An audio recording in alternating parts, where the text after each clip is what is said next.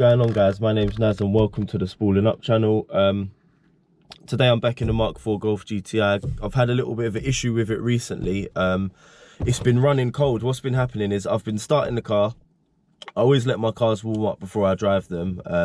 So I've been starting it, waiting for it to warm up. It takes so long to warm up, and then when it does finally warm up and I start driving, it's almost as if once air's passing through the radiator, it cools down all the way to really cold again, and then that means it burns extra fuel, of course, because it's trying to heat itself back up.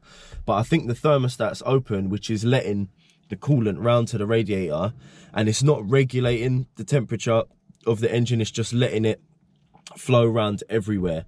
And as I'm driving, it's getting cold. When I pull back up, it gets to midway again where it should be. But yeah, I'm gonna go ahead and change that because it's costing me a lot in fuel. It's making me not want to drive the car as well, obviously, because I know it's not good for the engine. So gonna go ahead and change that now. Make sure it's all good, get this car running back up to tip-top condition, and then gonna start hitting the modifying again. But first things first, man, you got to look after the health of the car. Right, so we are now back in the engine bay of the 20 valve 1.8 turbo GOLF GTI, and the thermostat, I believe, is down here somewhere. You won't be able to see it because the alternator's in the way, this tray's in the way. So as far as I know, throttle body needs to be removed, belt needs to be removed, alternator needs to be removed, and then the thermostat needs to be removed. So not too sure how easy this is going to be, but gonna start cracking on with the job. The first thing I'm going to do is disconnect the battery, then remove that throttle body, then get the belt off, then remove the alternator and the connections on the back of it, and then I will crack on and remove that thermostat. First things first, guys, I want to get rid of this, and to get rid of this trim, I'm gonna have to take this engine cover off. And I've shown before in previous videos how easy it is. You just need to literally twist these quarter of a turn, get them to pop up, and then you can just start removing it pretty easily. Alright, there we go, that's the first step done. Right, next step is to disconnect the battery. It's pretty simple. You just remove the cover, you literally push these two buttons in on the side, pull the cover off, disconnect the battery. Gonna disconnect the positive side. The only thing, guys, with doing this, you need your radio code after, otherwise you won't be able to listen to music. So just make sure that when you're disconnecting this, you've got your radio code written down, or you may have to call your dealer up to get it. So just going to disconnect that and pull it out of the way, and then can crack on with the rest of the job. Next thing, time to disconnect the throttle body. Literally undo that Jubilee clip, disconnect this hose off from it, disconnect this plug down here, if you can see it at the bottom, and there's also, yeah, I think that's it actually. So once that hose is off and once that plug down the bottom's off, you can pull that out and out of the way. Alright, guys, so the next thing you want to do is do 1, 2, and then there's a bolt here, and there's actually another bolt there down the bottom. Allen bolts, they are 5mm Allen bolts. I actually don't have I've lost the bit that goes with my socket set, so I'm having to use this little sorry tool, but they're all cracked off. Once you get those undone, you want to remove this whole throttle body as one unit, then you can start concentrating on the alternator. Right, guys, there you go, one throttle body removed. Now there's more access down to the alternator. Everything's looking good. Don't want to jinx it either, but everything's going pretty well at the minute. Just make sure that you put this somewhere safe, alright? You don't want to be dropping that and letting that crack. Right, guys, so I've actually used a special tool for this that goes on the top of this tensioner. So when you pull the tensioner back this way, it will release the tension on the belt, and then you can slide it off. And once it's off the alternator, you can literally undo this clip here on the back and undo the terminal there, and then it should just come off after you've undone the bolts that hold it to the mounting, and there shouldn't be anything else holding it on after that. So gonna go ahead and crack them off now. I was also going to mention, guys, that in order to get the bottom bolt for the alternator out, which is down there if you can see it. You do need to lock the tensioner in place there, out of the way, otherwise you won't be able to access that bolt down there. So make sure you lock that out of the way, then you'll be able to access that bolt. Right guys, so I came across a bit of a problem here. Like I said, you need to lock the tensioner in place in order to get the bottom bolt off the alternator, but once it's locked in place it makes it difficult to get the top one out. So sort of you've got to lock it and unlock it, or alternatively you can undo the 3 13mm bolts here. It's really hard to get to them with the camera, but there's 3 13mm bolts holding on the tensioner. You can remove that if you want to. I've just sort of played around with it all and got it off. It's loose now.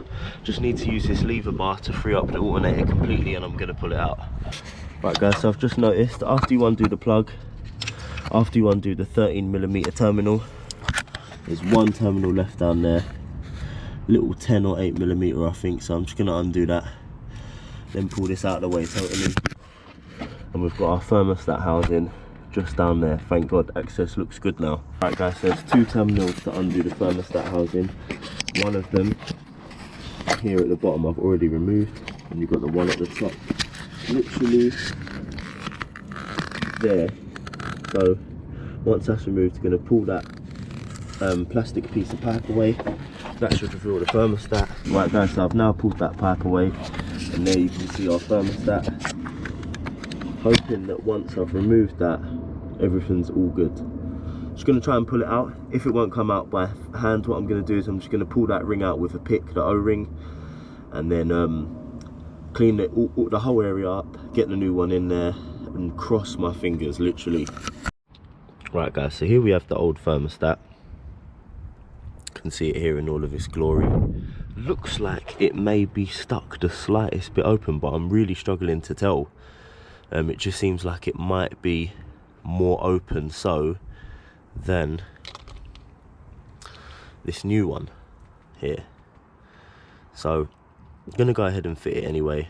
I'm not too good with thermostats. I've probably only changed 2 or 3 in my life, but it definitely seems like this one's raised a lot more than this one. So I'm gonna go ahead, fit it. Hopefully it makes a difference. If not, I think the next step will be the temperature sensor, but I'm going to go ahead and do this anyway, and at least it's not a problem that will creep up in the future if it isn't this. What I'm literally going to do down here is I'm going to clean up the housing. Just going to dry it the best I can and give it a good little rub down, and I'm going to clean up the plastic housing here, get it all back up, literally put everything back together on this car in reverse order, fill it up with some more water and antifreeze, and then fingers crossed and pray to God that it makes a difference. Right guys, got the thermostat there in place now, in the housing, so I'm literally going to go ahead and put everything back in reverse order. The seal's on in front of it, this part of the housing is going to go back on, and then I'm starting to get nervous now, but yeah, let's see anyway. As long as there isn't a water leak, it doesn't matter. Right guys, so I've literally just started the car back up after topping up the reservoir with a bit of coolant and a bit of antifreeze and a little bit of water. Gonna leave it to run for a minute. Got to bleed the air out of the system, then put the cap back on to let the system get pressurized. Take it for a quick spin, hopefully it gets warmed up and it doesn't start cooling down all the time, and then from there make sure I don't have any leaks, man. It's a bit of a nervous time for me. Fingers are crossed, hands are black, but everything seems all good at the minute. Guys, the thermostat has done the trick. There's the temperature sitting in the middle. I've just pulled over to get petrol this minute. Right now, that would be running cold. So it's definitely done it. I'm gonna keep on driving it, but it took about 2 minutes of driving to get it from the cold area into the middle. So I'm so happy that this seems to have done it this time. So after about a half-hour test drive, I can confirm that that thermostat was stuck open. It was causing all my problems. It was the root of all the problems with the engine running cold all the time. Like I said, it was just letting the coolant through to the radiator and not closing it off once it was getting cold. So now the thing heats up so fast, stays hot, heating's great. So just gonna check the level and make sure that's all good. But for now, guys, that's the end of this video. Another thing well done. Just gonna monitor it over the next couple of days and couple of weeks, make sure that no leaks pop up. And yeah, so guys, listen, I really hope you enjoyed watching it.